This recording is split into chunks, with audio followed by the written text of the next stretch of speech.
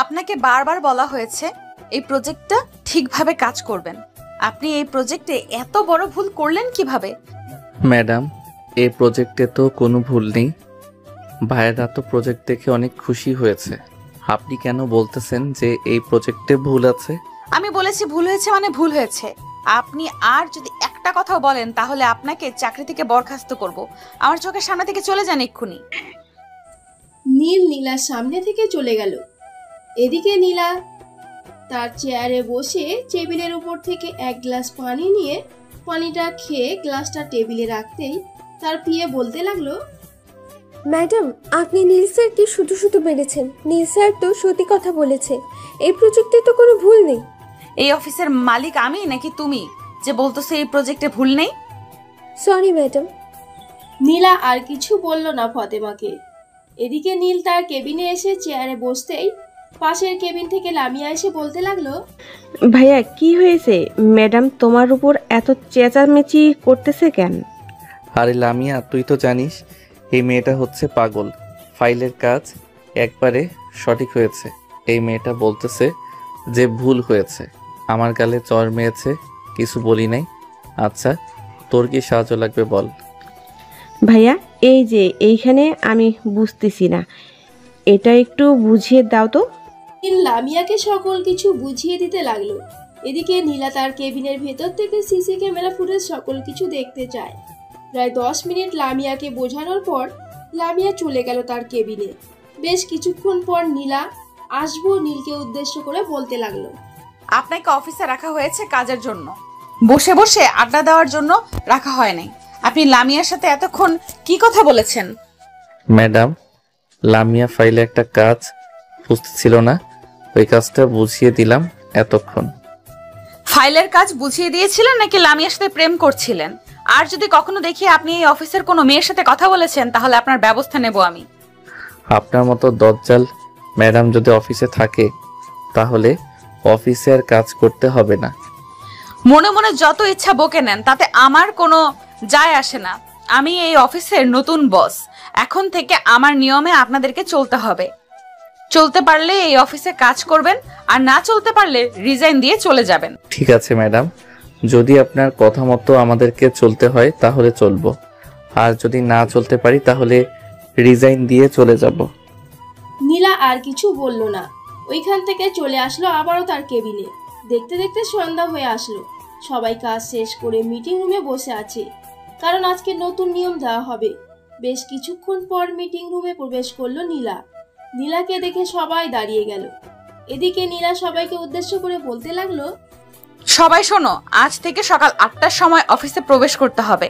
8টা মানে ঠিক 8টা, 1 মিনিটও যাতে দেরি না হয়। আর 1 মিনিট দেরি হলে মাইনে কাটা যাবে 500 করে। আর দ্বিতীয়ত, কেউ কারোর সাথে কথা বলতে পারবে না। নিজেদের কাজ নিজেরা করবে। যদি না বোঝো তাহলে আমার কাছে নিয়ে আসবে, আমি বুঝিয়ে দেব। বাকি নিয়মগুলো বাহিরে টাঙিয়ে দেওয়া হবে, সবাই পড়ে নেবেন কালকে। এখন তাহলে আপনারা সবাই আপনাদের বাসায় যান। আর মিস্টার নীল, আপনি আমার সাথে আসেন। আপনার সাথে একটা প্রজেক্ট নিয়ে আলোচনা করব। ম্যাডাম, এখন তো আমাদের অফিস ছুটি হয়ে গেছে, এখন কেন আমি আপনার সাথে মিটিং করব? কালকে মিটিং করব, এখন করতে পারবো না। আপনাকে আমি এখন বলেছি প্রজেক্টটা নিয়ে আলোচনা করবেন, মানে প্রজেক্টটা নিয়ে আলোচনা করবেন।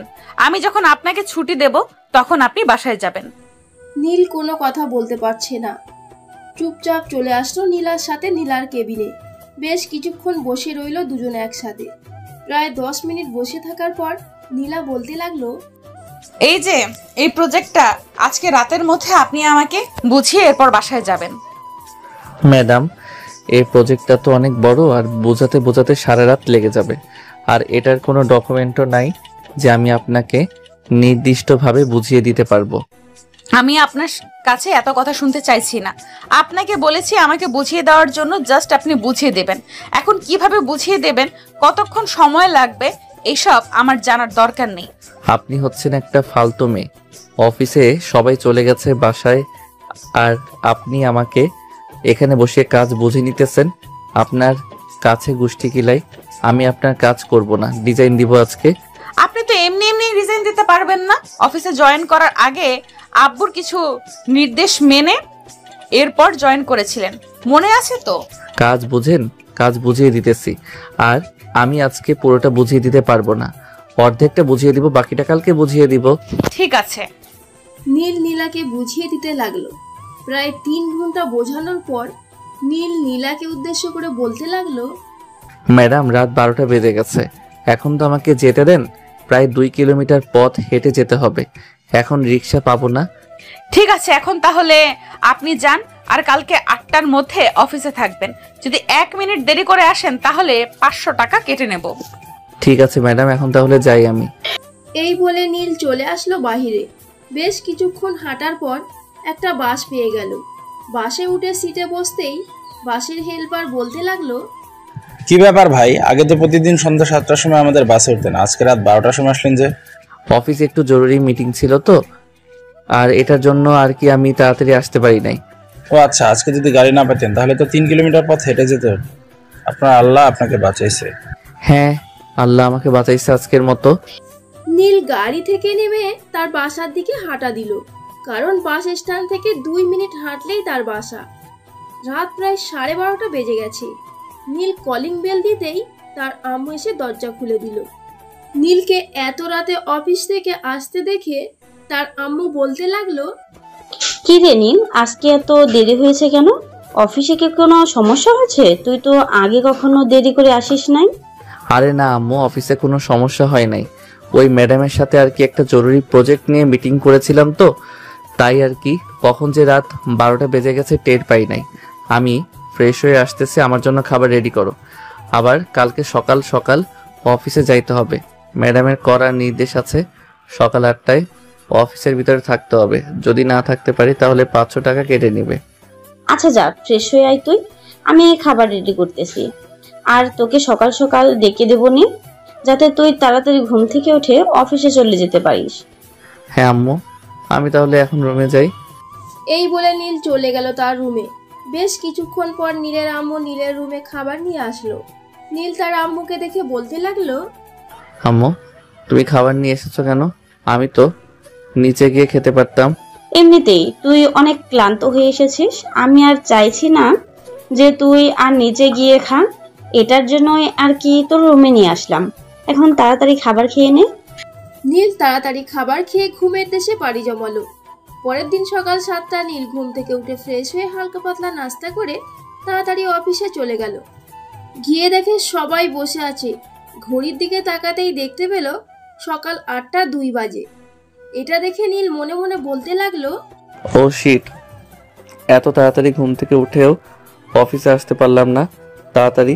এখন জানি ম্যাডাম কি বলে। ওই তো আসতেছে অহংকারী ম্যাডাম। নীল চুপচাপ দাঁড়িয়ে আছে। এমন সময় নীলা সামনে এসে দাঁড়িয়ে বলতে লাগলো, আজকে আপনি 2 মিনিট লেট করে এসেছেন অফিসে, এটার জন্য আপনাকে বেতন থেকে 500 টাকা কেটে নিলাম। এখন আপনি আপনার কেবিনে গিয়ে কাজ করেন। ম্যাডাম আপনি যেহেতু আমার বেতন থেকে 500 টাকা কেটে নিয়েছেন, সো এখন এক কাজ করেন, আপনি আমার কেবিনে গিয়ে আমার কাজগুলো করে নেন।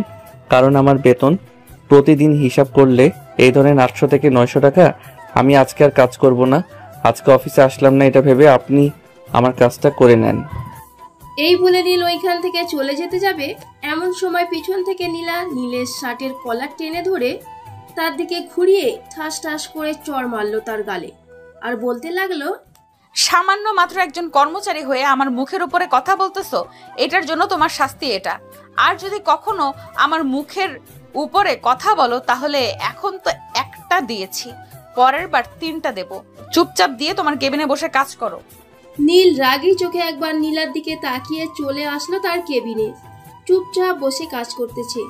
এমন সময় তার কেবিনের ভেতরে প্রবেশ করলো ইকবাল। নীলের গালের দিকে তাকিয়ে ইকবাল বলতে লাগলো, কি ব্যাপার নীল, তোর গালে এটা কিসের দাগ? মনে হচ্ছে তো কেউ তোকে চড় মারছে। আর বললেন না, ইকবাল ভাই আজকে 2টা মিনিট দেরি করে এসেছে বলে সে আমার মাইনে থেকে 500 টাকা কেটে নিয়েছে। এখন আমি বলছিলাম যে আজকে আর অফিস করব না, এর জন্য সে আমার শার্টের কলার টেনে ধরে তার দিকে ঘুরিয়ে ঠাস করে চড় মারছে। অফিসের বস হয়, এটার জন্য কিছু বললাম না তাকে। যদি বস না হতো তাহলে দেখতেন কি করতাম। এখন কি দরকারে এসেছেন তাড়াতাড়ি বলেন, আবার দেখলে চেঁচামেচি করবে। আমি ম্যাডামের কেবিন থেকে আসলাম, এই ফাইলটা দিয়েছে। বলেছে যে পুরো কাজ কমপ্লিট করে আজকে বাসায় যাওয়ার জন্য। মানে এই ফাইলের কাজ করতে তো 2 দিন সময় লাগবে। আমি কাজ করতে পারবো না ম্যাডাম, কাজ করতে পারবো না। ম্যাডামকে গিয়ে বলবেন যে আমি এই কাজ পারি না। আমি যেতে পারবো না, এমনিতেই ম্যাডাম রেগে আছে, কিসের জন্য জানি না। এখন যদি আমি যাই আমাকে ধরে পিটাইবো, তার চাইতে তুমি যাও। ভাই এত যদি ভয় পান তাহলে কাজ করার জন্য আসলেন কেন? দেন ফাইলটা, আমি যাইতেছি। এখন যদি বেশি ঘাটতেরামি করে আমার সাথে তাহলে আমি কতটা ঘাটতেরা এটা দেখিয়ে দিব। নীল ফাইলটা নিয়ে চলে আসলো ওইখান থেকে নীলার কেবিনে। এদিকে নীলা তার বেস্ট ফ্রেন্ডের সাথে কথা বলছে। এমন সময় নীলকে দেখে নীলা তার ফ্রেন্ডকে বলতে লাগলো, একটু ওয়েট করো, আমি কিছুক্ষণ পর কথা বলতেছি। এই বলে কলটা কেটে ফোনের স্ক্রিনটা বন্ধ করে টেবিলের উপর রেখে নীলের সামনে দাঁড়িয়ে বলতে লাগলো, আপনাকে এই ফাইলটা দিয়েছি কাজ করার জন্য, এটা আবার নিয়ে এসেছেন কেন আমার কাছে? এই ফাইলের কাজ শেষ করতে করতে আমার 3 থেকে 4 দিন সময় লাগবে। আমি অফিসে বসে কাজ করতে পারবো না। যদি আমাকে বাসায় যাওয়ার অনুমতি দেন তাহলে আমি কাজ করতে পারবো এই ফাইলের, আর না দিলে আমি এই ফাইল আপনার টেবিলে রেখে গেলাম। এখন কিন্তু বেশি বেশি হয়ে যাইতেছে। আপনার অনেক সাহস বেড়ে গেছে তাই না? আমার মুখে মুখে তর্ক করেন। When did I argue with you again? If you torture us like this, we will be forced to take action against you, sir. আপনার স্যার আর অফিসে আসবে না। গতকালকে না বললাম আপনাকে আমি এই অফিসের মালিক, সো এখন এই অফিসে কাজ করতে হলে আমার নিয়মে কাজ করতে হবে। এখন তাড়াতাড়ি নিয়ে চলে যান এই ফাইলটা। বাকি ফাইলগুলোর কাজ শেষ করে এই ফাইলের কাজ শেষ করবেন। এখন যদি 3 দিন সময় লাগে তাহলে 3 দিন আপনাকে অফিসে থেকে এরপর কাজ করতে হবে। ঠিক আছে, তবে আমারও একটা কথা মানতে হবে। আমার সাথেও আপনাকে এই 3 দিনে এই অফিসে থাকতে হবে। যদি থাকতে পারেন তাহলে আমি এই কাজটা করে দিতে পারবো। ঠিক আছে, আমি 3 দিন তোমার সাথে এই অফিসে থাকবো। এখন যাও, গিয়ে বাকি কাজ শেষ করে এই ফাইলের কাজটা শুরু করে দাও। নীল চলে আসলো তার কেবিনে। বেশ কিছুক্ষণ রেস্ট করে এরপর ফাইলের কাজ শুরু করলো। কারণ নীল এই অফিসে অনেক দিন ধরে চাকরি করে, তাকে সবাই চেনে আর তার কাজ খুব ভালো হয়, কোনো ভুল নেই নীলের কাজে। নীল কাজ করতে করতে কখন যে রাত 8টা বেজে গেছে নীলের খেয়ালই নেই। এমন সময় নীলের কেবিনের ভেতরে প্রবেশ করলো ইকবাল আর বলতে লাগলো, কি ব্যাপার নীল, তুমি বাড়িতে যাবে না নাকি? রাত 8টা তো বেজে গেছে, আর ফাইল তো দেখতেছি কাজ শুরু করে দিয়েছো। 3 দিন থাকার জন্য প্রস্তুত আছো তো এখানে? 3 দিন থাকতে হবে না, কালকের মধ্যেই কাজটা শেষ করে ফেলবো। আজকে রাতটা কষ্ট করে কাজ করে নেই। দজ্জাল ম্যাডাম জানেন তো কি করে বারবার হুমকি দেই, চাকরি থেকে বের করে দিবে, এই করবে সেই করবে। এই দেখেন আমার গালের ফুল এখনো কমে নাই। মন তো চাইতেছে তার গাল 2টা টমেটোর মতো লাল করে দেই, কিন্তু ম্যাডাম এটার জন্য কিছু করতে পারতেছি না। আপনারা তাহলে যান। আচ্ছা, তো ফ্রেশ হয়ে নিচে গিয়ে খাবার খেয়ে নিও, আর ম্যাডামকে বলবে যে খাবার খাওয়ার টাকা দেওয়ার জন্য তুমি তোমার নিজের পকেট থেকে 1টা টাকাও খরচ করবে না। এটা একটা ভালো আইডিয়া দিয়েছেন ইকবাল ভাই। ঠিক আছে, আপনি যান তাহলে, আমি কাজ করতে থাকি, দেরি হয়ে যাইতেছে। ইকবাল চলে যেতেই নীল তার কাজ শুরু করে দিল। বেশ কিছুক্ষণ কাজ করার পর নীলা আসলো আর নীলকে উদ্দেশ্য করে বলতে লাগলো, মিস্টার নীল, চলেন খাবার খেয়ে আসি। হ্যাঁ ম্যাডাম চলেন, আমারও খুব ক্ষুধা লাগছে, খাবার খাবো। আর খাবারের টাকাটা কিন্তু আপনি দিবেন, আমি দিতে পারবো না। ঠিক আছে, খাবারের টাকা আমি দেব। এখন চলো যাওয়া যাক। এই বলে নীল আর নীলা চলে আসলো খাবার খাওয়ার জন্য। বেশ কিছুক্ষণ খাওয়া দাওয়া করে দুইজন চলে আসলো আবার অফিসের ভেতরে। নীলা নীলকে উদ্দেশ্য করে বলতে লাগলো, আপনি কাজ করতে থাকেন, আমি আমার কেবিনে আছি। যদি কোনো প্রয়োজন হয় তাহলে আমাকে ডাক দিয়েন। এই বলে নীলা ওইখান থেকে চলে গেল। এদিকে নীল তার কাজ করতে লাগলো। বেশ কিছুক্ষণ কাজ করার পর হঠাৎ নীলের ফোনটা বেজে উঠলো। তাকিয়ে দেখে তার আম্মু কল দিয়েছে। কলটা রিসিভ করতেই ওপাশ থেকে তার আম্মু বলতে লাগলো, কি রে নীল, আজকে বাড়িতে আসবি না? রাত তো অনেক হয়েছে। আম্মু আজকে একটু অফিসে কাজ বেশি তো এটার জন্য আর যাইতে পারি নাই, কালকে একবারে রাতে আসবো। ঠিক আছে, আর খাবার খেয়ে নিস বাবা, রাত তো অনেক হয়েছে। আমার জন্য চিন্তা করতে হবে না, আমি খাবার খেয়ে নিয়েছি, এখন রাখলাম। তাহলে আম্মু পরে আবার কথা বলবো। এই বলে নীল কলটা কেটে দিল। কলটা কেটে দিয়ে কাজ করতে লাগলো। বেশ কিছুক্ষণ কাজ করার পর নীল তার ম্যাডামের কেবিনের দিকে তাকাতেই দেখতে পেল তার ম্যাডাম তার দিকে তাকিয়ে আছে। এটা দেখে নীল তাড়াতাড়ি করে তার চোখ সামনের দিকে ফিরিয়ে নিল আর মনে মনে বলতে লাগলো, এই মেয়েটা আমার দিকে এইভাবে তাকিয়ে আছে কেন? নিশ্চয়ই কিছু করার জন্য। আবার আসবে, আমি চুপচাপ কাজ করতে থাকি। এত রাতে এত বড় অফিসে চিল্লাচিল্লি করলেও বাইরের কেউ শুনবে না। খুব ভয়ও করতেছে। এইসব মনে মনে বলতেছিল নীল। এমন সময় তার কেবিনের ভেতরে প্রবেশ করলো নীলা। নীলকে উদ্দেশ্য করে নীলা বলতে লাগলো, কাজ কত দূর গিয়েছে?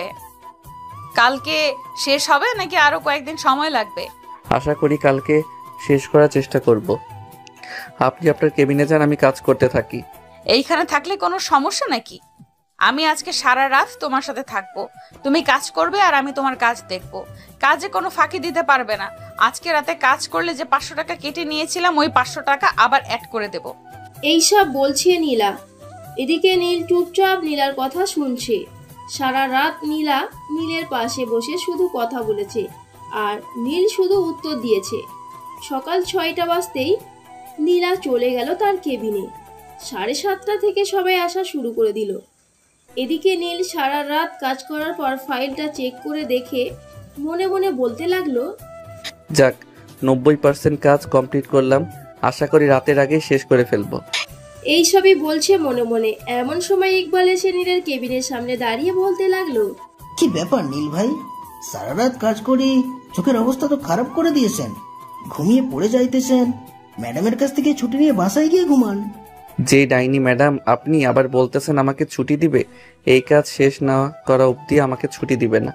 90% কাজ কমপ্লিট করে ফেলেছি। আশা করি 1-1.5 ঘন্টার মধ্যেই বাকি 10% কাজ কমপ্লিট করে ফেলবো। ঠিক আছে, করেন তাহলে। কাজ শেষ করে এরপর ম্যাডামের কাছ থেকে ছুটি নিয়ে বাসায় যান। এত বেশি প্রেসার নিলে পরে সমস্যা হবে। যে কাজ আগে আমি 1 সপ্তাহে করতাম সেই কাজ আমাকে একদিনে করিয়ে নিয়েছে। আল্লাহ ওনাকে হায়াত দান করুক অনেক বছরের, যাতে আমাদের উপর এরকম ভাবে নির্মম অত্যাচার করতে পারে। এইসব বলতেছে নীল। এমন সময় নীলা এসে দুজনের সামনে দাঁড়িয়ে বলতে লাগলো, এটা আড্ডা দেওয়ার জায়গা না, এটা হচ্ছে অফিসে কাজ করার জায়গা। আর আপনি অফিসে প্রবেশ করতে না করতেই কাজ করা শুরু করে দিয়েছেন কেন? আপনি আপনার কেবিনে যান। আর মিস্টার নীল, আপনার কাজ কত দূর এগিয়ে গেছে এবং কতক্ষণ সময় লাগবে কাজ শেষ করতে? ম্যাডাম, আর 1 থেকে 1.5 ঘন্টা সময় লাগবে এই কাজটা শেষ করতে। ও আচ্ছা, এই কাজটা শেষ করে ফাইলগুলো কাজ শেষ করে এরপর আপনি বাসায় যাবেন। আমি সবগুলোর ফাইলের অর্ধেক কাজ করে রেখেছি। ম্যাডাম, আজকে আর আমি কাজ করতে পারবো না, আমার খুব ঘুম পাইতেছে। প্লিজ আজকে আমাকে ছেড়ে দেন, কালকে আমি আপনার কাজ করে দিব যতগুলো কাজ আছে। নীলা নীলের চোখের দিকে তাকিয়ে দেখে সত্যি তার চোখ দুইটা ঘুমে টলমল হয়ে আছে। এক রাতের মধ্যে তার মুখের অবস্থা খুব খারাপ হয়ে গেছে। এইটা দেখে নীলা বলতে লাগলো, ঠিক আছে, তোমাকে ছুটি দিয়ে দিলাম। এই বড় ফাইলের কাজটা শেষ করে এরপর তুমি বাসায় চলে যাবে আর সারাদিন ঘুমিয়ে সন্ধ্যা 7টার দিকে একবার অফিসে আসবে এই ফাইলটা নেওয়ার জন্য। অন্যান্য অফিসের বায়াররা আসবে। তুমি ফাইলটার কাজ করেছো, তুমি তাদেরকে খুব ভালো করে বুঝিয়ে দিতে পারবে আশা করি। এই বলে নীলা ওখান থেকে চলে গেল তার কেবিনে। বেশ কিছুক্ষণ পর নীল তার কাজ শেষ করে ফাইলটা জমা দিয়ে চলে গেল বাসায়। ফ্রেশ হয়ে খাওয়া দাওয়া করে ঘুমের দেশে পাড়ি জমালো নীল। বিকাল 5টার দিকে নীলের ঘুম ভেঙে যেতেই নীল ফ্রেশ হয়ে চলে আসলো নিচে তার এসে তার আম্মুকে উদ্দেশ্য করে বলতে লাগলো, আম্মু, আমি অফিস যাইতেছি, রাতে 9টায় চলে আসবো, খাবার রান্না করে রাখো। ঠিক আছে, যা তাহলে, আমি খাবার রান্না করে রাখবো নে। নীল চলে আসলো বাহিরে। একটা রিক্সা নিয়ে অফিসের উদ্দেশ্যে রওনা দিল। বেশ কিছুক্ষণ পর চলে আসলো অফিসে। নীলকে দেখে নীলা বলতে লাগলো, আপনাকে তো বলেছিলাম সন্ধ্যার সময় আসার জন্য, আপনি এত তাড়াতাড়ি চলে এসেছেন। ঘুম ভেঙে গেছে তাই চলে এসেছি। কাজগুলো একটু এগিয়ে রাখি, এখন বাইরেরা আসবে, তখন না হয় তাদেরকে বুঝিয়ে দিয়ে এরপর আমি বাড়িতে চলে যাব। ঠিক আছে, ফাইলগুলো আপনার কেবিনে আছে, আপনি গিয়ে ফাইলগুলো দেখিয়ে নেন। নীল আর কিছু না বলে চলে আসলো তার কেবিনে। বসে বসে ফাইল দেখছিল। দীর্ঘ 2 ঘন্টা পর কয়েকজন মেয়ে বায়ার আসলো। নীল চলে আসলো বড় একটা কেবিনের ভিতরে। এসে দেখে সবাই বসে আছে। নীল সবাইকে উদ্দেশ্য করে বলতে লাগলো, আপনাদের কাজগুলো কমপ্লিট করে ফেলেছি, আপনারা একবার চেক করে এরপর আমাকে বলেন, আমি আপনাদেরকে ফাইলটা বুঝিয়ে দিব। আপনার মতো একজন স্মার্ট ছেলে কাজগুলো করেছে, কোনোভাবে ভুল তো হতেই পারে না। আপনি আমাদেরকে বুঝিয়ে দেন, তাহলেই হবে। নীল মুচকি একটা হাসি দিয়ে ফাইলটা বুঝিয়ে দিল। যখন সবাই চলে যাবে এমন সময় ফারিয়া নামের একটা মেয়ে নীলের কাছে এসে বলতে লাগলো, আপনার ফোন নাম্বারটা একটু দেবেন, রাতে আপনার সাথে কথা বলবো। অবশ্যই, কেন দিব না। 01719 এটা হচ্ছে আমার ফোন নাম্বার। ফারিয়া নাম্বার নিয়ে চলে যেতেই নীল পিছনে তাকাতেই দেখতে পেল নীলা আর রাগে মুখ লাল করে বসে আছে। নীল মাথা নিচু করে বলতে লাগলো, ম্যাডাম এখন তাহলে আমি বাসায় চলে যাই, সকল কাজ তো কমপ্লিট করে ফেলেছি, আর 9টা বেজে গেছে, এখন না গেলে গাড়ি পাবো না আর। প্লে বয় হওয়ার শখ তোর, তাই না? তোর প্লে বয় হওয়ার শখ মিটিয়ে দিতেছি আমি। চেয়ার থেকে উঠে এসে নীলের চুলগুলো টেনে ধরে নীলের ঠোঁটের সাথে তার ঠোঁট একত্রিত করে দিল। এটা দেখে তো নীল পুরোই অবাক। এদিকে নীলা নীলের ঠোঁট কামড়ে ধরেছে ঠিকই, কিন্তু বারবার জোরে জোরে কামড় দিতেছে। এটা দেখে নীল মৃদু স্বরে চিৎকার দিতেছে। বেশ কিছুক্ষণ এভাবে থাকার পর নীলা নীলকে ছেড়ে দিয়ে বলতে লাগলো, তোকে যদি দেখি কোনো মেয়ের সাথে কথা বলতে, তাহলে তোর এমন অবস্থা করব, হাত পা নিয়ে বাইরে বের হতে পারবি না, বাসায় পঙ্গু করে রেখে দেব। আমাকে এখনো চিনিস না? ম্যাডাম আপনাকে চেনা হয়ে গেছে আমার অনেক আগেই, কিন্তু আপনি যে এতটা খারাপ এটা জানতাম না। আমার মতো একটা বিবাহিত পুরুষকে আপনি লিপ কিস করেছেন, এটা একদম মানায় না। সিঙ্গেল হলে বলতে পারতাম খুব ভালো করেছেন, কিন্তু আমি তো মিঙ্গেল। আমার বউ যদি জানতে পারে তাহলে আমার কি অবস্থা করবে জানেন? মানে তুই যদি বিবাহিত হস, তাহলে তোর কাগজপত্রের ওইখানে বিবাহিত লেখা ছিল না কেন? আমি তো বিয়ে করেছি মাত্র 3 মাস হয়েছে, আর আমি তো এই অফিসে চাকরি করি প্রায় 3 বছর বা 4 বছরের মতো হবে। ওই সময় তো আমি বিয়ে করি নাই, তাই আর কি ওই জায়গায় লেখা ছিল না। তাহলে আমার লিপকিস আমাকে ফিরিয়ে দে। এখন কিভাবে তুই আমার লিপকিস ফিরিয়ে দিবি আমি জানি না, এখন ফিরিয়ে দিতে হবে, মানে এখনই ফিরিয়ে দিবি। বলে নীলা দাঁড়িয়ে রইল। এদিকে নীল কি করবে বুঝে উঠতে পারছে না। নীল মনে মনে বলতে লাগলো, যেহেতু ম্যাডাম আমাকে কিস করেছে, সো আমি ম্যাডামকে কিস করলে শোধবোধ হয়ে যাবে, তাহলে তো আর কোনো কিছু করতে হবে না। যেই ভাবা সেই কাজ। নীল নীলাকে আবারও জড়িয়ে ধরে কিস করতে লাগলো। নীলা যেভাবে কিস করেছে নীল সেভাবেই কিস করেছে। দীর্ঘ 10 মিনিট কিস করার পর নীল ছেড়ে দিয়ে বলতে লাগলো, এখন শোধবোধ হয়ে গেছে। আপনিও লিপ কিস করেছিলেন আমাকে, আমিও লিপ কিস করেছি আপনাকে, এখন তাহলে গেলাম। এই বলে নীল ওখান থেকে চলে আসলো তার বাসায়। রাতে খাওয়া দাওয়া করে রুমের ভিতরে শুয়ে শুয়ে মনে মনে এইসব ভাবতেছে আর মুচকি মুচকি হাসতেছে। মেয়েটা কি বোকা, আমাকে লিপ কিস করেছে তো করেছে, আবার আমিও লিপ কিস করেছি।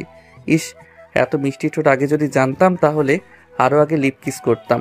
কিন্তু হঠাৎ ম্যাডাম আমার সাথে এরকম করলো কেন বুঝলাম না। আমাকে পছন্দ করে ফেলেছে নাকি? হতেও পারে, আবার নাও হতে পারে। এইসব চিন্তা করতে করতে নীল ঘুমের দেশে পাড়ি জমালো। এইদিকে নীলা খাবার টেবিলে বসে তার আব্বুকে উদ্দেশ্য করে বলতে লাগলো, আব্বু, আমাদের অফিসে যে নীল নামের একটা ছেলে কাজ করে, সে কি বিয়ে করেছে? আমার জানা মতে তো সে এখনো বিয়ে করে নাই। কেন, কিছু হয়েছে নাকি?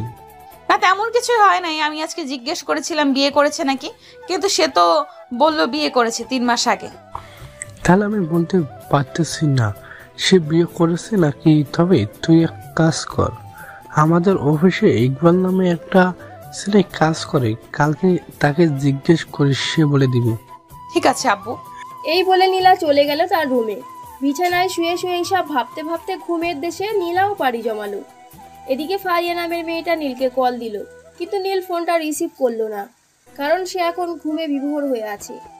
এদিকে ফারিয়া মনে মনে বলতে লাগলো, আর ঘুমিয়ে গেছে, রাত তো আর কম হয় নাই, আমিও ঘুমাই, কাল সকালে না হয় কল দিব। এইসব বলতে বলতে ফারিয়াও ঘুমের দেশে পাড়ি জমালো। পরের দিন সকাল 7টা নীল ঘুম থেকে উঠে ফ্রেশ হয়ে রুমে আসতেই দেখতে পেল তার ফোনটা বাজতেছে। অচেনা নাম্বার। কলটা রিসিভ করতেই ওপাশ থেকে ফারিয়া, কেমন আছেন? আর কালকে রাতে আপনাকে ফোন দিয়েছিলাম, ফোন রিসিভ করেন নাই কেন? কালকে রাতে তো আমি ঘুমিয়ে গিয়েছিলাম, আর আপনি যে ফোন দিয়েছেন আমি দেখি নাই সকালে উঠে। আপনি তো সেই মেয়েটা যে আমার নাম্বার নিয়েছিলেন অফিস থেকে, তাই না? হ্যাঁ, আমি সেই মেয়েটা। তো এখন অফিসে যাবেন নাকি? হ্যাঁ, আমি এখন অফিসে যাব, ফোন রাখলাম। আর আমাকে ফোন দিলে দুপুর 2টার সময় ফোন দিবেন। অফিসে থাকলে ফোনে কথা বলতে পারবো না, ম্যাডাম খুব রাগী মানুষ, কথা বলতে দেখলে বকাঝকা করবে। তাহলে আমাদের অফিসে চলে আসেন, আমি আপনার কাজের ব্যবস্থা করে দিব। না না, আমি এই অফিসে চাকরি করি অনেক বছর ধরে। এখন যদি চাকরিটা ছেড়ে দিই তাহলে বড় স্যার জিজ্ঞেস করবে কেন ছেড়ে দিয়েছি। অনেক কথা বলবে। ঠিক আছে, চাকরি করেন তাহলে এখন ফোন রাখলাম, আমি অফিসে যাব, দুপুরে ফোন দিব, কল রিসিভ করেন। এই বলে ফারিয়া কলটা কেটে দিল। এদিকে নীল চলে আসলো অফিসে, তার কেবিনে বসে কাজ করতেছে। এমন সময় ইকবাল আসলো আর বলতে লাগলো, নীল, তুমি কিন্তু এই কাজটা একদম ঠিক করো নাই। মিয়া, তোমার সাথে এতদিন ধরে চলাচল করি, তুমি বিয়ে করেছো, আমাকে একবারও জানাও নাই, এটা কিন্তু একদম ঠিক করো নাই। কেন ইকবাল ভাই, আমি আবার কি করলাম? আরে মিয়া, কে বলেছে আমি বিয়ে করেছি? আমি এখনো বিয়ে করি নাই। বিয়ে করলে তো আপনারা জানতে পারতেন। তাহলে ম্যাডাম যে বললো তুমি বিয়ে করেছো, এটা কি মিথ্যা? ও আচ্ছা, এটা ম্যাডাম বলেছে। আসলে ম্যাডাম একটু আমার উপর জেলাস ফিল করে, তো এটার জন্য আমি আর একটু জেলাস ফিল করার জন্য এসব বলেছি। ম্যাডাম যদি জিজ্ঞেস করে তাহলে বলবেন যে বিয়ে করে ফেলেছি। ঠিক আছে, তুমি যেভাবে বলবে সেভাবেই হবে। এখন তুমি কাজ করো, আমি আমার কেবিনে গেলাম। এখন ইকবাল চলে গেল তার কেবিনে। এদিকে কলেজ সকল কিছু শুনেছে নীলা। দুপুরে খাওয়ার জন্য সবাই চলে গেল ক্যান্টিনে। এদিকে নীল সব কিছু গুছিয়ে সেই ক্যান্টিনের দিকে যেতে যাবে, এমন সময় নীলা ডাক দিয়ে বলল, নীল, আজকে তুমি আমার সাথে খাবার খাবে, ভেতরে আসো। নীল ভেতরে আসতেই নীলা দরজাটা লাগিয়ে ভিতরে দুজনে বসে পড়লো খাবার খাবার জন্য। খাবার খাইতেছে দুইজন, এমন সময় নীলের ফোনটা বেজে উঠল। তাকিয়ে দেখে ফারিয়া কল দিয়েছে। নীল একবার নীলার দিকে তাকিয়ে কলটা রিসিভ করে কানের কাছে নিতেই ফারিয়া বলতে লাগলো, কি করো, খাবার খাচ্ছ এখন নাকি? তো বন্ধুরা, এতক্ষণ ধরে গল্পটি শুনেছো। গল্পটি তোমাদের কাছে কেমন লাগছে? যদি গল্পটি ভালো লেগে থাকে এবং এ ধরনের গল্প আরও শুনতে পছন্দ করো, তাহলে এক্ষুনি নিচে থাকা সাবস্ক্রাইব বাটনটি টিপে আমাদের পরিবারের একজন সদস্য হয়ে যাও এবং গল্পটি কন্টিনিউ করো। আর হ্যাঁ, একটি সুন্দর কমেন্ট করতে কিন্তু ভুলবে না। হ্যাঁ, খাবার খাইতেছি, খাওয়া দাওয়া শেষ করে আমি ফোন দিব। ফোন রাখলাম তাহলে এখন। ঠিক আছে, খাওয়া দাওয়া শেষ করে ফোন দিবে, কিন্তু অপেক্ষায় রইলাম। বলে নীল কলটা কেটে দিল। এদিকে নীলা নীলের দিকে তাকিয়ে চোখ দুইটা বাঁকা করে বলতে লাগলো, ফারিয়া কল দিয়েছে তাই না? না, ফারিয়া কল দেয় নাই, আমার বউ কল দিয়েছে। খাওয়া দাওয়া করে এরপর ওর সাথে কথা বলবো। আচ্ছা, তোর ফোনটা দে, আমি তোর বউয়ের সাথে কথা বলবো, দেখি তোর কিরকম বউ হয় উনি। এই বলে নীলা নীলের ফোনটা নিয়ে কল দিল ফারিয়ার নাম্বারে। বেশ কিছুক্ষণ পর ফারিয়া কলটা রিসিভ করে বলতে লাগলো, কি ব্যাপার, এত তাড়াতাড়ি খাওয়া শেষ নাকি আমার সাথে কথা বলার জন্য ফোন দিয়েছো খাবার না খেয়ে? আমি নীল না, আমি নীলের বস নীলা বলতেছি। কালকে নাম্বার নিলেন, আবার আমার অফিসের কর্মচারীর সাথে রিলেশন করতেছেন, এটা কিন্তু একদম ঠিক না। আপনাকে সতর্ক করে দিলাম, আপনি আর ফোন দিবেন না নীলকে। আমি 100 বার ফোন দিব নীলকে, আমার পছন্দ হয়ে গেছে। দরকার পড়লে কালকে নীলকে বিয়ে করব, তবুও আমার নীলকে লাগবে। নীলকে বিয়ে করলে আপনি কোনো কিছুই পাবেন না, কারণ নীলের সবকিছু আমার কাছে আর আমার সবকিছু নীলের কাছে। আপনি চাইলে আমি দেখাতে, মানে বুঝলাম না, কি দেখাতে চাইতেছেন? ওয়েট করেন, আমি দেখাচ্ছি আপনাকে। এই বলে নীলা হাত ধুয়ে চলে আসলো নীলের সামনে। চেয়ারটা সরিয়ে নীলের ঠোঁটের সাথে তার ঠোঁট একত্রিত করে একটা পিক তুলল। পিক তোলা শেষ হতেই ফারিয়ার হোয়াটসঅ্যাপে পাঠিয়ে দিল। এটা দেখে ফারিয়া বলতে লাগলো, আপনি কাজটা একদম ভালো করছেন না, নীলকে আমার কাছ থেকে কেড়ে নিলেন। আপনার আগে আমি পছন্দ করেছি নীলকে, আর সামনে বিয়ে করব নীলকে, আপনাকে ইনভাইট করব। এই বলে নীলা ভয়েসটা সেভ করে রেখে দিল।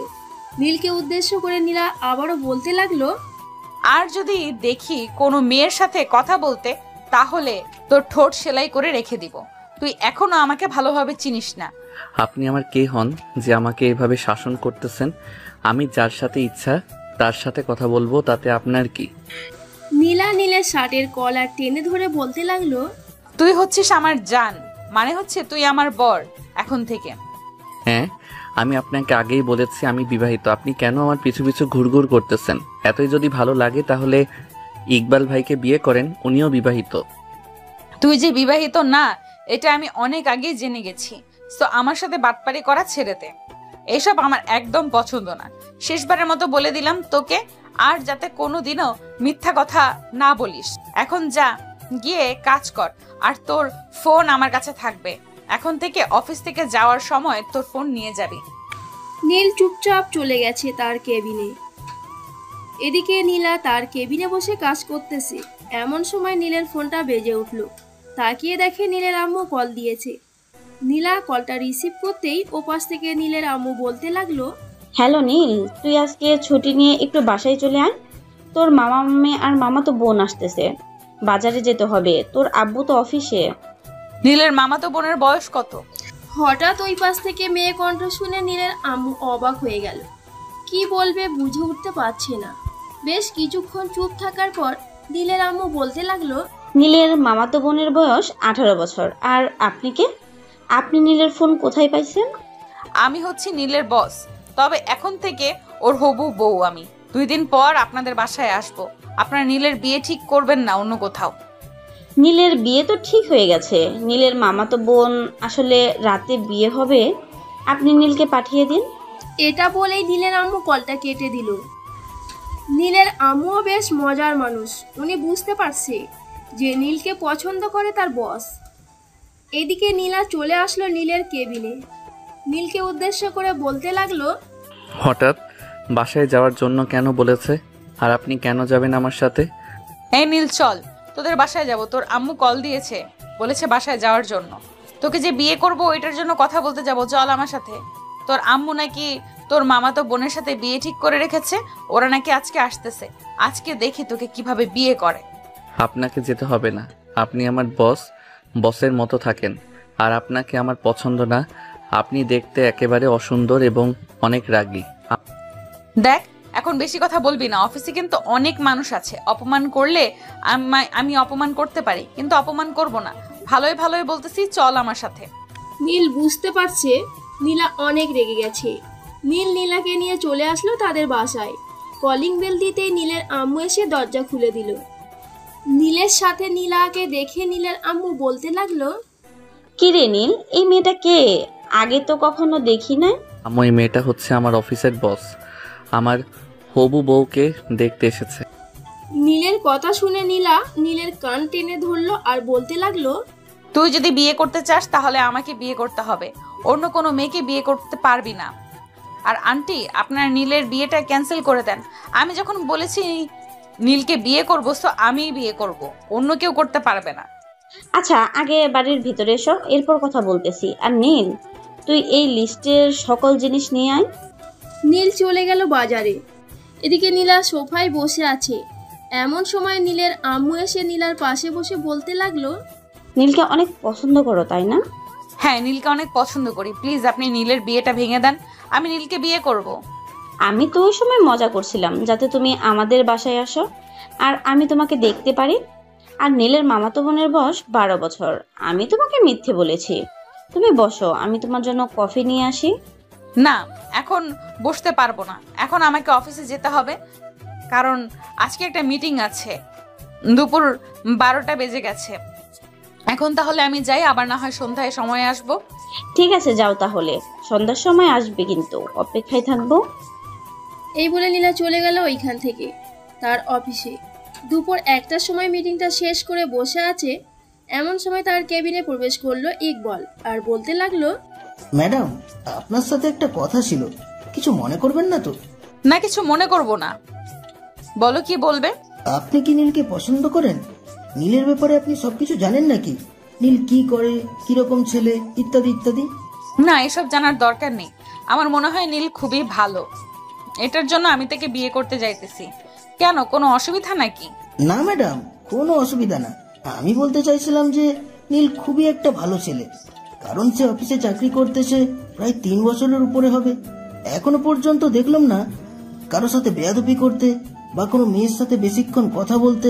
সে কাজ ছাড়া আর কিচ্ছু করে না। তবে সে এলাকাতেও খুব ভালো। কোনোদিন দেখলাম না কোনো মেয়ের সাথে ঘোরাঘুরি করতে। হ্যাঁ, আমি জানি সে খুবই ভালো। এটার জন্য তো তাকে বিয়ে করতে চাইতেছি। আমার টাকা পয়সার দরকার নেই, জাস্ট সুখী হতে পারলেই চলে।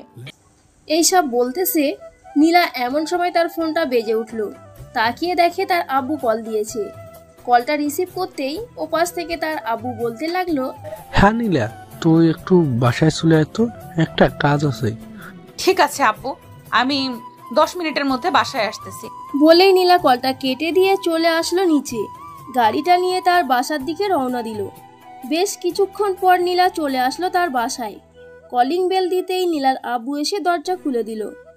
নীলার বাড়ির ভেতরে প্রবেশ করতেই দেখতে পেল সোফায় বসে আছে কয়েকজন লোক, সাথে একটা ছেলে।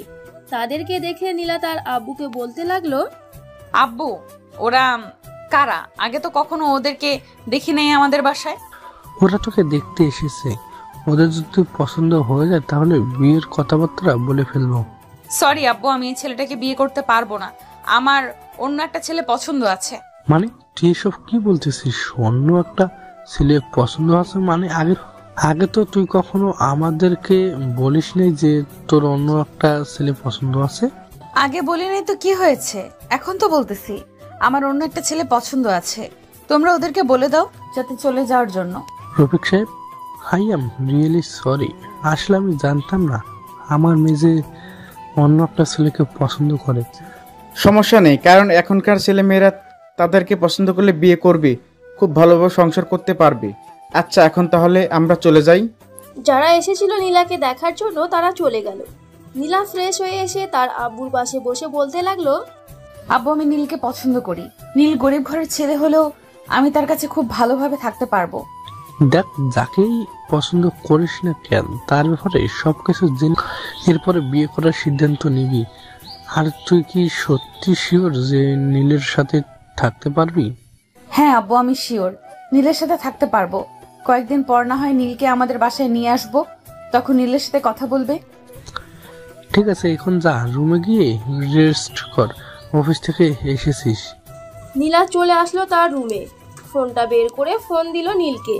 ওইদিকে নীল তার মামাতো বোনের সাথে বসে গল্প করতেছে। এমন সময় নীলার কল পেয়ে চলে আসলো তার রুমে আর বলতে লাগলো, এই সময় কল দিয়েছেন কেন? সারাদিন চোখের সামনে থাকি, তবু আপনার মন ভরে না আমাকে দেখে? না, মন ভরে না, সারাদিন দেখবো তোকে। তাতে তোর কোনো আপত্তি আছে নাকি? আপত্তি থাকলে বলতে পারিস, দেখবো না তোকে আর। না, আপত্তি থাকবে কেন? আপনার মতো একটা সুন্দরী বস আমাকে যদি দেখে তাহলে তো আমার কাছে খুব ভালো লাগে। আচ্ছা, এখন ফোন রাখলাম, পরে কথা হবে। বাসায় মেহমান এসেছে তো, তাদের একটু সময় দিব। ঠিক আছে, রাত 10টার সময় কল দিবি। ফোন রাখলাম তাহলে এখন। এই বলে নীলা কলটা কেটে দিল।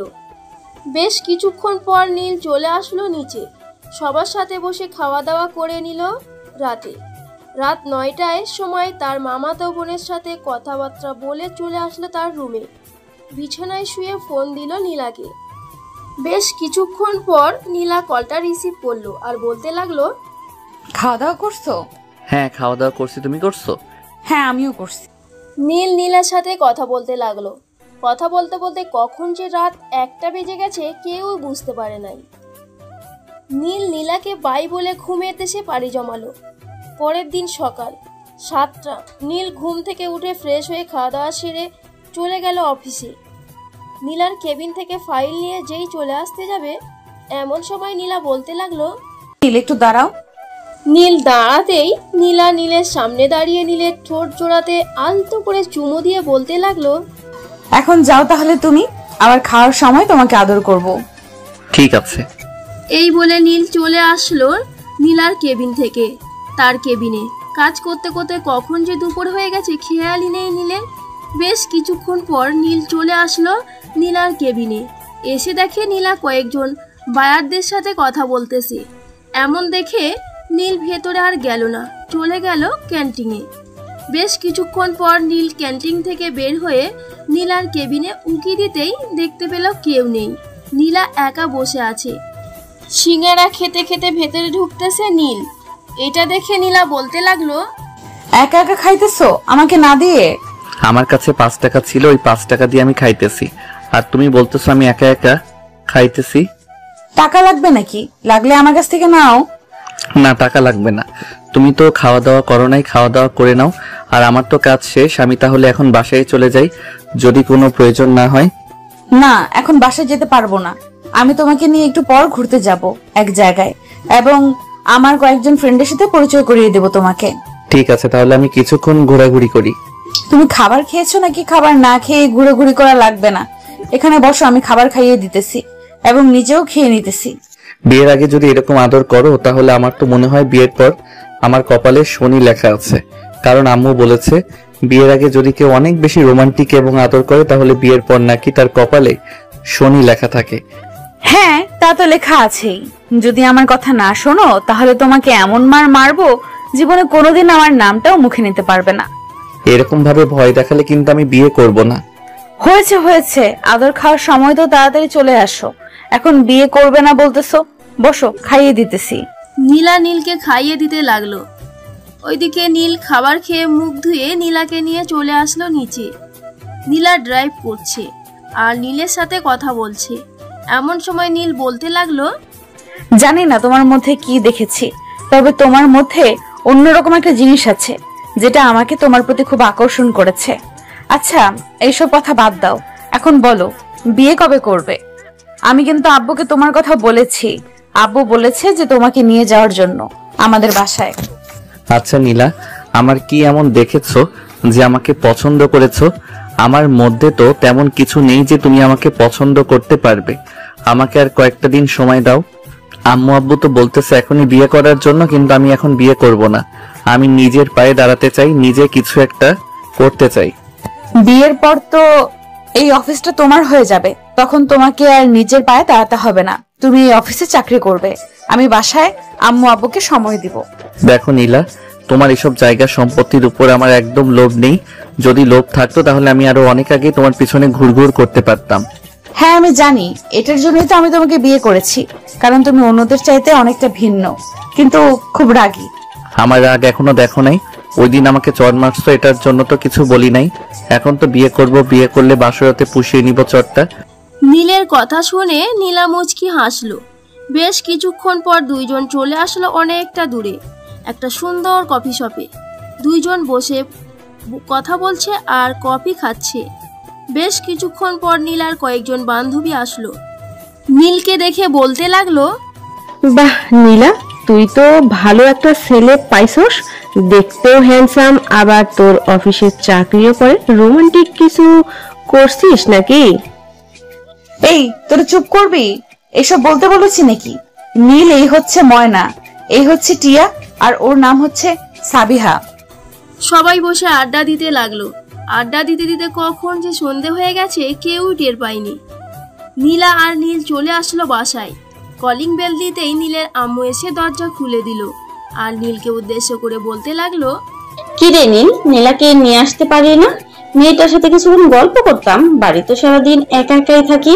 আচ্ছা কালকে নিয়ে আসবো নে, আজকে তো চলে এসেছি। ওরা কি চলে গেছে নাকি?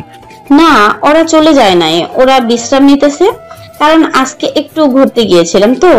তুই আসার 10 মিনিট আগেই এসেছে। ও আচ্ছা, আমি ফ্রেশ হয়ে আসতেছি, তোমরা থাকো তাহলে। এই বলে নীল চলে গেল তার রুমে। ফ্রেশ হয়ে এসে সবার সাথে বসে গল্প করতে লাগলো। গল্প করার মাঝখানে নীলের মামা বলতে লাগলো, কিরে নীল, বিয়ে সাথে করবি না নাকি? আমরা তো চাচ্ছিলাম মারিয়ার সাথে তোর বিয়েটা দিয়ে দেই, কিন্তু মারিয়া তো এখন অনেক ছোট, বিয়েটা তো দেয়া যাবে না। ছোট হয়েছে তো কি হয়েছে, বিয়ে দিয়ে দাও। আম্মু তো আছে, পেলে পুষে বড় করে নিবে, তাই না আম্মু? হা হা হা। এইসব বলছে নীল আর সবাই হাসছে নীলের কথা শুনে। বেশ কিছুক্ষণ হাসাহাসি করার পর সবাই খাবার টেবিলে চলে আসলো। খাওয়া দাওয়া সেরে সবাই বসে আড্ডা দিতে লাগলো। কারণ কালকে শুক্রবার, কালকে কারো অফিস নেই। রাত 12টা অবধি আড্ডা দিয়ে চলে আসলো রুমে। বিছানায় শুয়ে পড়তেই এমন সময় তার ফোনটা বেজে উঠল। টেবিলের উপরে থাকা ফোনটা হাতে নিয়ে দেখে নীলার প্রায় 200+ মিস কল। এটা দেখে নীল জিহ্বায় কামড় দিয়ে বলতে লাগলো, আজকে আমার কপালে কি জানি লেখা আছে, হে আল্লাহ আমাকে বাঁচাই নাও। নীলা আজকে জানি আমাকে কি বলে। কলটা রিসিভ করতেই ওপাশ থেকেই নীলা বলতে লাগলো, এই কুত্তা বনবিড়াল বাদর, তোকে কতগুলো ফোন দিয়েছি, একটা ফোন রিসিভ করছিস না কেন? এতক্ষণ কোন মেয়ের সঙ্গে ট্রেনিং মারছিলি? সরি নীলা, আসলে আমি ফোনটা আমার সাথে নিয়ে যাই নাই, টেবিলের উপর রেখে নিচে সবার সাথে আড্ডা দিচ্ছিলাম এতক্ষণ। প্লিজ মাফ করে দাও। এমনি এমনি তো মাফ করবো না। কালকে সকাল 9টা থেকে সারাদিন আমাকে নিয়ে ঘুরতে হবে।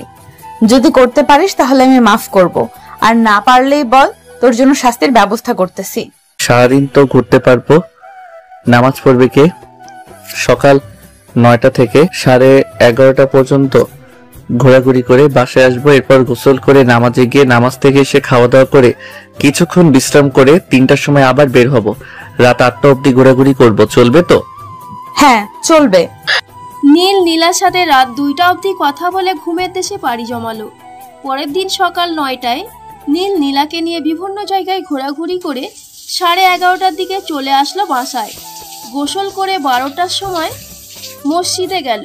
জুম্মার নামাজ আদায় করে আবারও বাড়ির দিকে রওনা দিল। হঠাৎ রাস্তায় ফারিয়ার সাথে দেখা। ফারিয়া নীলকে দেখে বলতে লাগলো, আমার কাছ থেকে কেড়ে নিয়েছে তোমাকে ওই নীলা শাকচুন্নিটা। তোমাকে নিয়ে কত স্বপ্ন দেখেছিলাম, তোমাকে বিয়ে করার পর তোমাকে অনেক ভালোবাসবো, কিন্তু আমার সব স্বপ্ন বৃথা হয়ে গেল। তা তোমরা বিয়ে করতেছো কবে? এই তো বিয়ে করতে করতে প্রায় আরো 6 থেকে 7 মাস পর বিয়ে করব। তাই এদিকে কোথায় যাওয়া হচ্ছে? সামনে একটা বান্ধবীর বাসায় আছে, তার বাসায় যেতেছি। আচ্ছা তাহলে বাড়িতে যাও, আবার তো তোমার জন্য অপেক্ষা করতেছে নীলা। আজকে আবার শুক্রবার, নিশ্চয়ই ঘুরতে যাবে। হ্যাঁ তা তো যেতেই হবে, কারণ শুক্রবার একটা খুশির দিন। যদি ঘুরতে না যাই তাহলে কি রকম দেখায় বলো? হ্যাঁ খারাপ তো দেখাই। আচ্ছা যাও তাহলে। নীল চলে গেল। তাদের বাসার বাড়ির সামনে দেখে নীলার গাড়িটা দাঁড় করানো। নীল বুঝতে পারছে নীলা হয়তো তাদের বাসায় এসেছে। কলিং বেল দিতেই নীলা এসে দরজা খুলে দিল। নীলকে দেখে নীলা বলতে লাগলো, কি ব্যাপার, এত দেরি কেন হচ্ছে? আব্বু তো সেই কখন চলে এসেছে। রাস্তায় একটু বন্ধু বান্ধবদের সাথে কথা বলছিলাম, তাই আর কি আসতে একটু দেরি হয়ে গেছে। তুমি কখন এসেছো?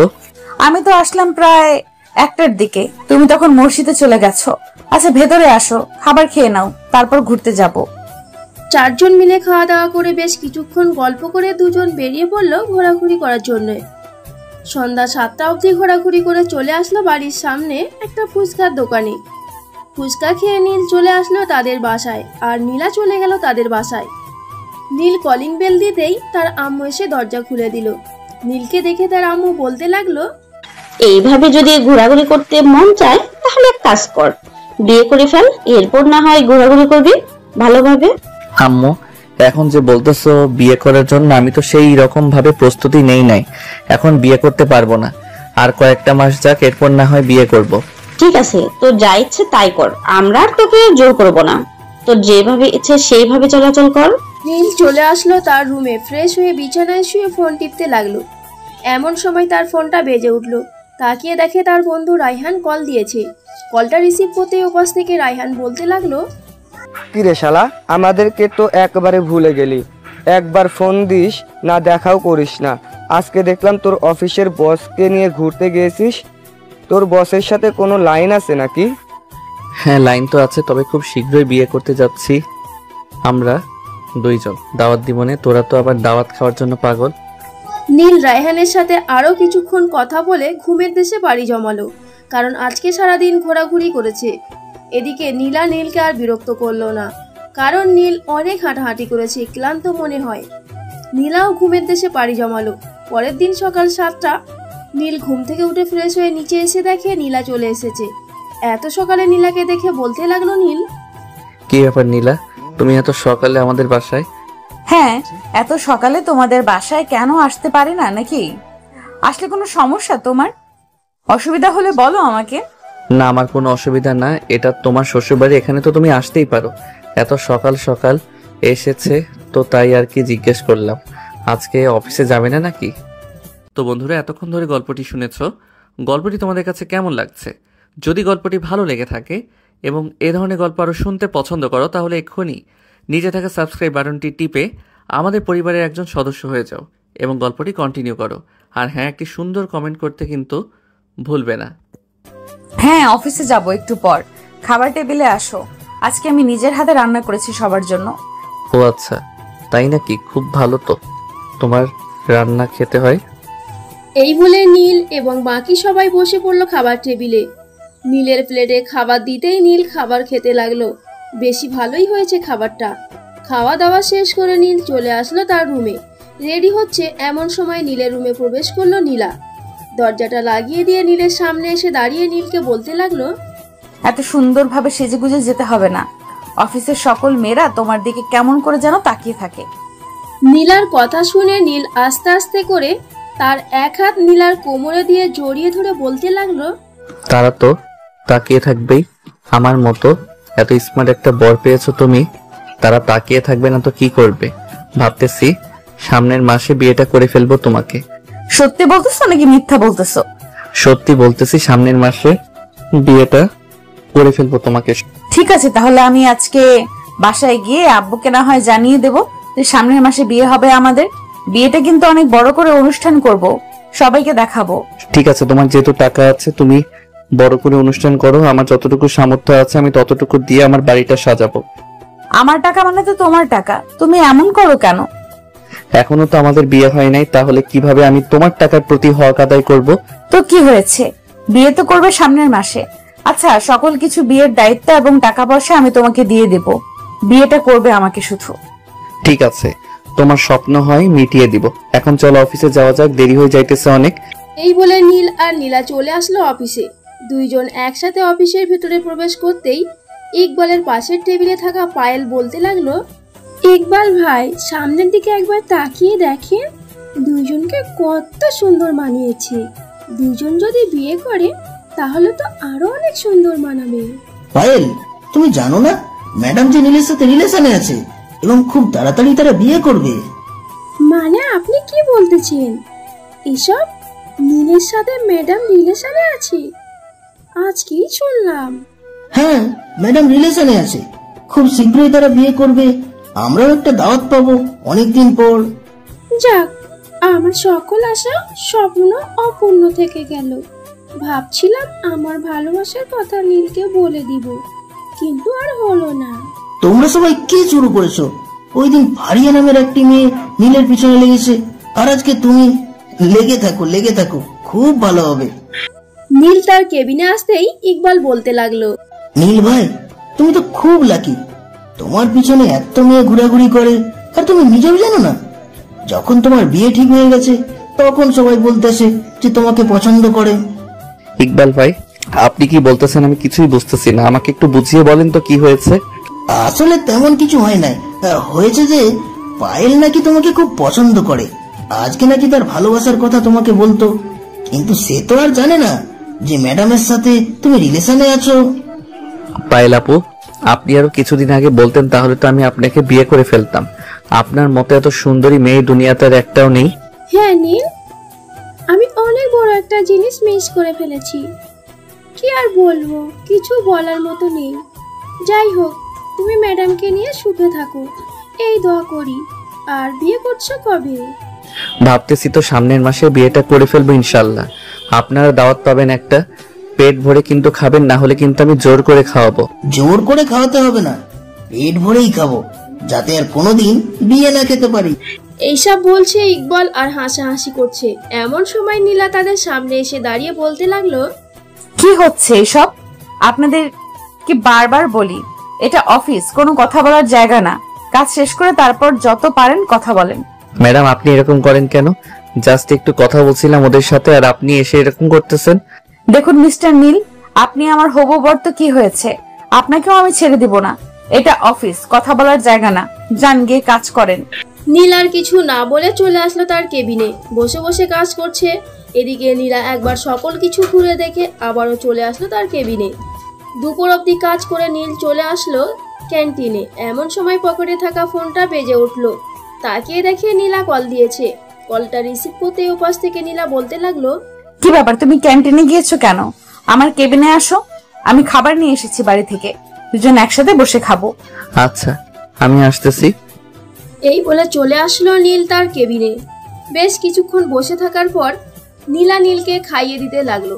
খাওয়া দাওয়া শেষ করে বসে আছে। এমন সময় নীলা বলতে লাগলো, নীল, আমি একটা বড় রিস্ক নিতে চাইতেছি, প্রায় 200 কোটি টাকার রিস্ক। আমি বাহিরের দেশের একটা কোম্পানির সাথে একটা প্রজেক্ট ডিল করতে চাচ্ছি। যদি প্রজেক্টটা খুব ভালো হয় তাহলে আমরা এখান থেকে অনেক পরিমাণে লাভ করতে পারবো। তোমাকে পুরো কাজটা নিজেই হ্যান্ডেল করতে হবে। এমনিতেই তো ভালো ছিল, এত বড় একটা রিস্ক নেওয়ার কি দরকার ছিল? আচ্ছা, যেহেতু রিস্ক নিয়ে নিয়েছো, আমি তাদের সাথে কথা বলে তাদের কাজটা মন মতো বুঝে এরপর কাজ শুরু করে দিব। তবে আমি অফিসে আসতে পারবো না, যতদিন কাজ করব বাসায় বসে কাজ করব। ঠিক আছে, তোমার যেখানে ইচ্ছা সেখানে বসে কাজ করো, তবে এই প্রজেক্টে যাতে আমরা পাই। যদি প্রজেক্টে ক্যান্সেল হয়ে যায় তাহলে আমরা অনেক বড় লসের মুখে পড়ব। চিন্তা করবে না, আমি তো আছি, আমি সব দেখে নিব। নীল নীলার সাথে আরো কিছুক্ষণ বসে কথা বলার পর তার কেবিনে চলে আসলো। সন্ধ্যা অবধি কাজ করে নীলাকে নিয়ে তাদের বাসায় চলে আসলো। রাত 8টা অবধি নীলদের বাসায় থেকে নীলা চলে গেল তাদের বাসায়। রাতে খাওয়া দাওয়া করে বসে আছে নীল, এমন সময় তার আব্বু বলতে লাগলো, ভাই সাহেব, আমার মেয়ে তো বলতেছে অনুষ্ঠান করে বিয়ে করবে।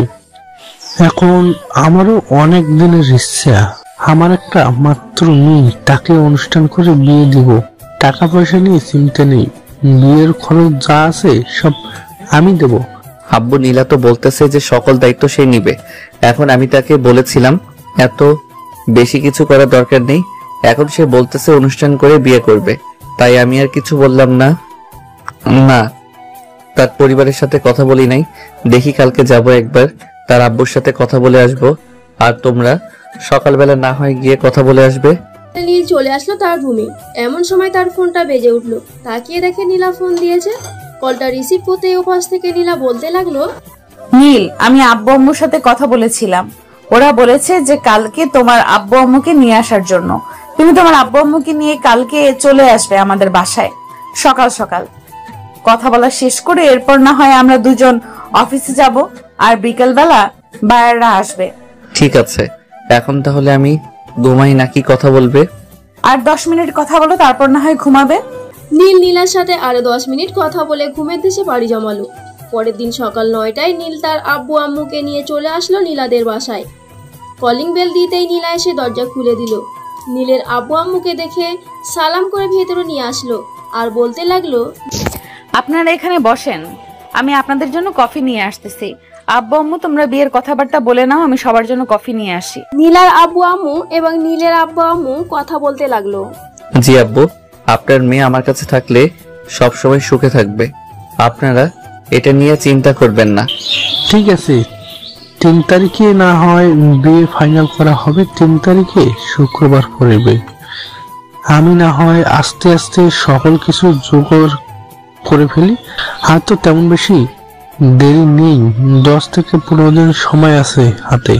কিছুক্ষণ কথা বলে নীল আর নীলা চলে আসলো অফিসে। বিকালে বায়ার আসতেই নীল এবং নীলা তাদের সাথে বসে বেশ ভালোভাবে কথাবার্তা বলে ফাইনাল করে নিল কাজটা। ফাইনাল করা শেষ হতেই নীল সবার কাছ থেকে বিদায় নিয়ে চলে আসলো তাদের বাড়িতে। রাতে আস্তে আস্তে কাজ শুরু করে দিল নীল। একদিক দিয়ে কাজ করছে, অন্যদিকে নীলার সাথে কথা বলছে। রাত 3টা অবধি কাজ করে এবং কথা বলে ঘুমের দেশে পাড়ি জমালো নীল। পরের দিন সকাল 10টায় ঘুম থেকে উঠে খাওয়া দাওয়া করে নিয়ে নীল আবারও কাজে লেগে পড়লো। খাওয়া দাওয়া শেষ হতেই নীলের আম্মু বলতে লাগলো, নীল, তুই তো বাসায় আছিস, এখন তাহলে না হয় বিয়ের কেনাকাটাটা সকল কিছু একটা লিস্ট করে ফেলি। আব্বু, আমি এখান থেকে বাসায় থাকবো, কারণ বড় একটা প্রজেক্ট নিয়েছি, বাড়িতে বসে ওই কাজটা করব। এখন খাওয়া দাওয়া করে একটু রেস্ট করি, দুপুরের পরে না হয় খাবার খেয়ে তারপর কি কি কেনাকাটা করতে হবে ওইগুলো লিখে ফেলবো। নীল খাওয়া দাওয়া করে চলে আসলো তার রুমে, আবারও কাজে লেগে পড়লো। এদিকে নীলা অফিসের কাজ সকল শেষ করে চলে আসলো নীলদের বাসায়। কলিং বেল দিতেই নীলের আম্মু এসে দরজা খুলে দিল। নীলাকে দেখে খুশি হয়ে বলতে লাগলো, ভালোই হয়েছে তুমি চলে এসেছো। আমি ভাবছিলাম নীলকে বলবো ফোন দেওয়ার জন্য তোমাকে। বিয়েতে কি কি কেনাকাটা করবে সকল কিছু লিখে ফেলবো তো একটু পর, এটার জন্য। ও আচ্ছা, নীল কোথায় আছে? এখন তার রুমে নাকি? হ্যাঁ, নীল তার রুমে আছে।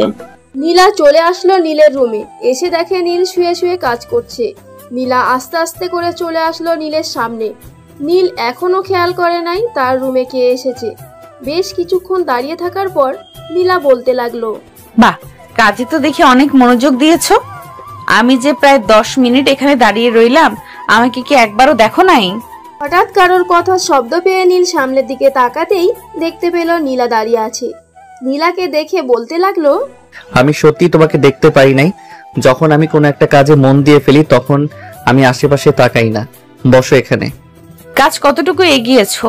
আর কতদিন সময় লাগবে কাজটা শেষ করতে? প্রায় 15% করে ফেলেছি।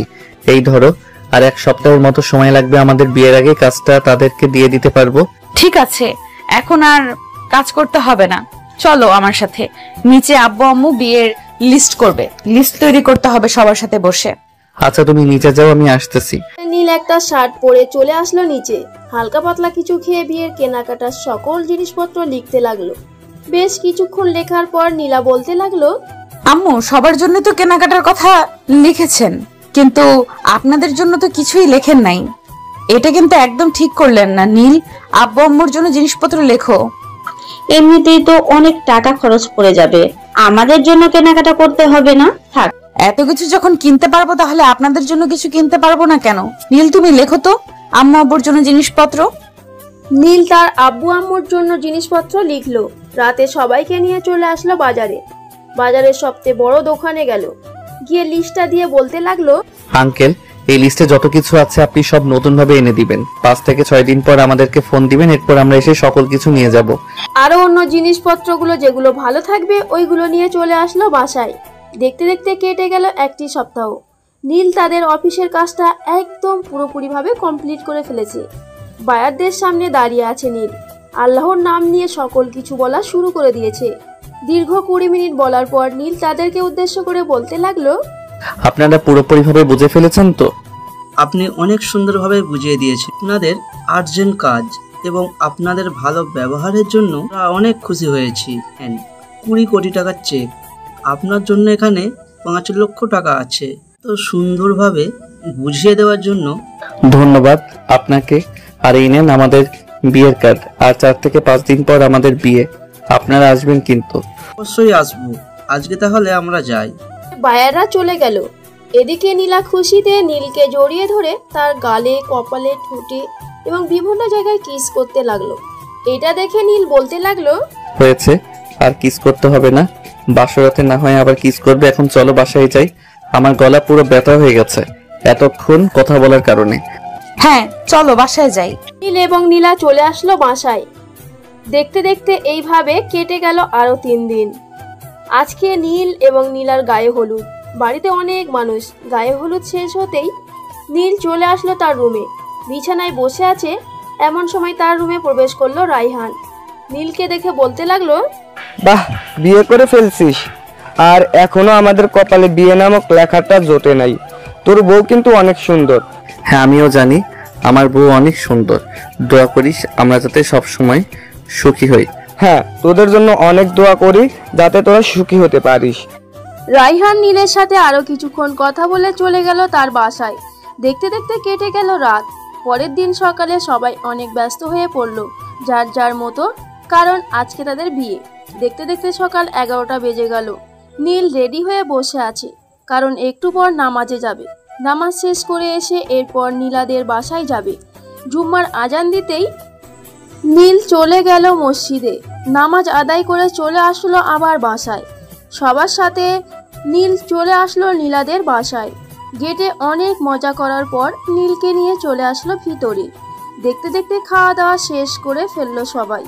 কাজী এসে নীল এবং নীলার বিয়েটা পড়িয়ে দিয়ে চলে গেল।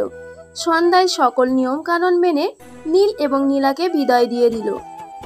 নীলাকে নিয়ে নীলদের বাসায় আসতেই সবাই নীলাকে নিয়ে চলে গেল নীলের রুমে। এইদিকে নীল তার বন্ধু বান্ধবদের নিয়ে চলে আসলো ছাদে। বেশ কিছুক্ষণ গল্প করার পর সবাই নীলকে নিয়ে চলে আসলো বাসর ঘরের সামনে। দরজাটা হালকা খুলে নীলকে ধাক্কা দিয়ে ভিতরে ছেড়ে দিয়ে বলতে লাগলো, জোরে জোরে বিড়াল মারিস যাতে আমরা বাহির থেকে চিৎকার শুনতে পারি। রায়হান বাহির থেকে দরজাটা লাগিয়ে দিল। এদিকে নীল ভিতর থেকেও দরজাটা লাগিয়ে দিল, কারণ তাদেরকে বিশ্বাস নেই, যে কোনো সময় ভিতরে চলে আসতে পারে। নীল খাটের সামনে আসতেই নীলা খাট থেকে নেমে নীলকে সালাম করলো। সালাম করতেই নীল নীলাকে জড়িয়ে ধরে নীলার ঠোঁটের উপর অত্যাচার করতে লাগলো।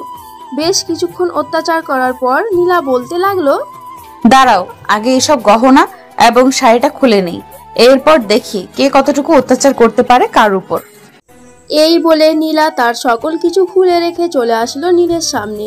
নীলের মাথার চুল টেনে ধরে দুজনের ঠোঁট এক করে দিল। দীর্ঘ 10 মিনিট এভাবে থাকার পর নীল নীলাকে ছেড়ে দিয়ে কোলে তুলে নিয়ে চলে আসলো খাটে আর বলতে লাগলো, আজকে তোমাকে অনেক চিৎকার করতে হবে। আজকে আমি খাট ভেঙে ছাড়বো, দেখি আমার সাথে কতটুকু পারো। এই বলে নীল খাট ভাঙার জন্য প্রস্তুতি নিতে লাগলো। নীলাও রেডি আছে। বেশ কিছুক্ষণ দুজন চুমাচাটি করে এরপর খাট ভাঙার প্রস্তুতি নিচ্ছে। তারা খাট ভাঙার প্রস্তুতি নিতে থাকুক, আমরা না হয় বিদায় নিই। সবাই ভালো থাকবেন, সুস্থ থাকবেন। এই ছোট্ট গল্পটি কেমন লাগলো আপনাদের তা অবশ্যই কমেন্ট করে জানাবেন, আর লাইক সাবস্ক্রাইব করতে ভুলবেন না।